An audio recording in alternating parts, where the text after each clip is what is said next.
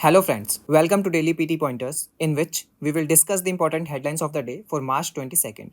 हमारा first topic great Indian bustard से related है। ये टॉपिक द हिंदू न्यूज़पेपर में आया था और इन्वायरमेंट सेक्शन के लिए रेलिवेंट है। Recently, the Supreme Court has formed an expert panel to balance the Great Indian Bustard bird conservation with the sustainable energy goals. Now, इस न्यूज़ के कंटेक्स्ट में हम ग्रेट इंडियन बस्टर्ड के बारे में कुछ की फैक्ट्स को डिस्कस कर लेते हैं। इसका साइंटिफिक नाम अर्डे ओटिस नाइग्रीसिप्स है and this bird is one of the heaviest flying birds and it is endemic to the Indian subcontinent. इसके साथ ही ये राजस्थान का स्टेट बर्ड भी है।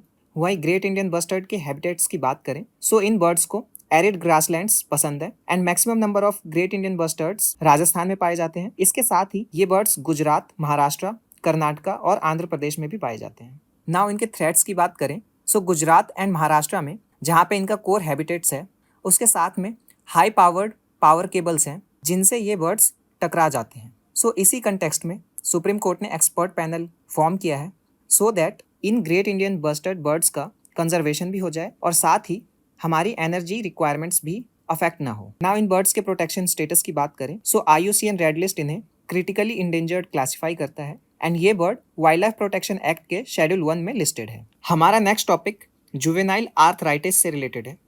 ये टॉपिक द हिंदू न्यूज़पेपर में आया और health as well as science and tech section के लिए रेलिवेंट है। नाउ न्यूज़ ये है कि timely treatment can limit disability in children with juvenile arthritis. Now इस न्यूज़ के कंटेक्स्ट में हम जुवेनाइल आर्थराइटिस डिसीज से जुड़े कुछ की फैक्ट्स को डिस्कस कर लेते हैं।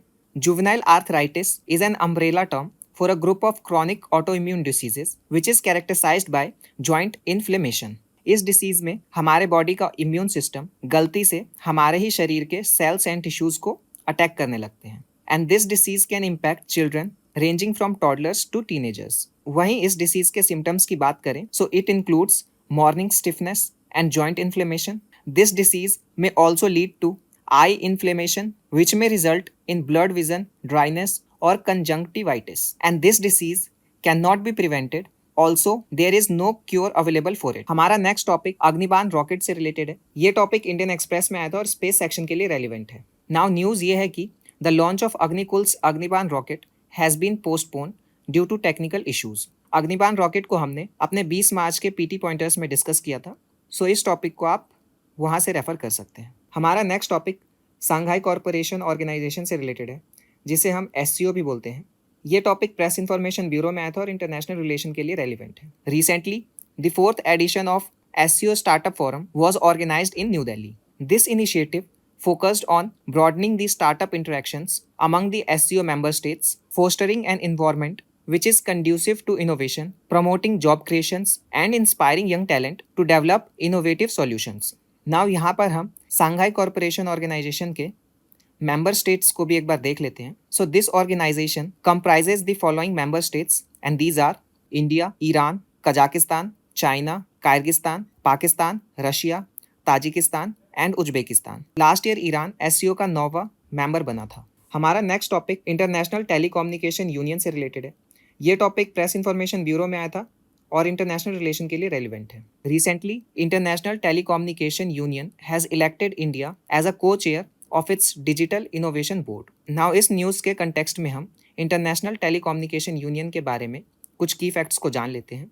सो ITU is United Nations specialized agency for information and communication technologies and this organization is made up of a membership of 193 member states and more than 100 companies, universities and international and regional organizations. इस organization का headquarter Geneva Switzerland में है and इसके साथ ही ITU United nation family का सबसे oldest agency है। हमारा नेक्स्ट टॉपिक ऑपरेशन इंद्रावती से रिलेटेड है। ये टॉपिक ऑल इंडिया रेडियो में आया था और इंटरनेशनल रिलेशन के लिए रेलिवेंट है। Recently, India has launched Operation Indravati to evacuate its nationals from Haiti to the Dominican Republic.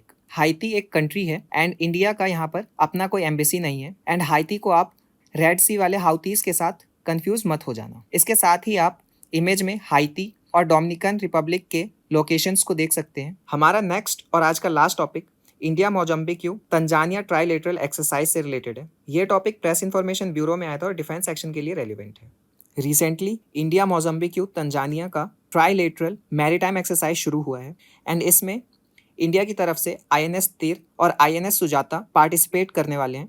वहीं इस ट्राइलेटरल एक्सरसाइज के एम की बात करें, so this exercise aims at capability development to address common threats through training and sharing of best practices, enhancing interoperability and strengthening maritime cooperation. वहीं इस trilateral exercise का first edition अक्टूबर 2022 में हुआ था. सो फ्रेंड्स, ये आज के हमारे important headlines of the day हैं.